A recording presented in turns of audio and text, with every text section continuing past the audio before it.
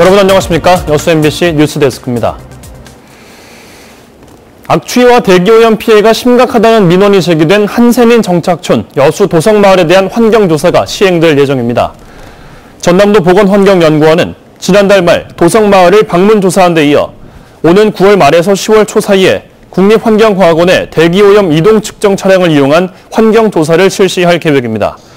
여수시는 오염도 검사 결과에 따라 대책을 마련할 방침이라고 밝혔습니다. 여수시가 체계적인 도시기본계획 수립을 위해 시민계획단을 운영합니다.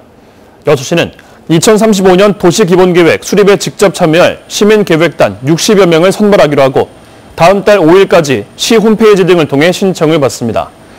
시민계획단은 오는 10월까지 교통, 환경, 주택, 교육 등 모두 4개 분과로 나누어 운영되며 도시 발전의 방향과 구체적인 프로그램을 발굴해 제안하는 역할을 하게 됩니다. 순천시가 지역관광 활성화를 위해 이색 관광버스를 시범 운행합니다. 지난달 도입돼 시승식을 가진 트롤리버스는 44인승 천연가스 차량으로 순천역을 출발해 시내 주요 관광지 9곳을 도는 도심 순환형 노선으로 운행되며 독특한 내부 구조와 나라별 관광 안내 시스템을 갖추고 있습니다. 순천시는 시범 운행 기간 동안 개선점을 파악해 다음 달부터 정상 운행에 들어갈 계획입니다. 전라남도가 민선 7기에 추진할 예산 사업을 위해 내년부터 2023년까지 5개년에 해당하는 중기 지방 재정 계획을 수립합니다. 전라남도는 혁신 성장과 일자리 창출, 민선 7기 공약 사업 등 모든 예산 사업을 제로 베이스에서 검토해 불우불급한 사업은 구조 조정하고 국가 재정과의 연계성을 확보하는 등 오는 2023년까지 5년간 일반 회계와 7개 특별 회계, 17개 기금에 대한 중기 지방 재정 계획과 함께 재정 배분 방향과 세부 사업 계획 등을 10월 중순까지 심의 확정할 계획입니다. 전남도는 특히 최근 3년간 도 예산 규모 증가율 3.7%와 한국은행의 경제 성장 전망치 2.9% 등을 기초로 향후 예산 규모를 추정하고 그 규모 안에서 사업 계획을 조정할 예정입니다.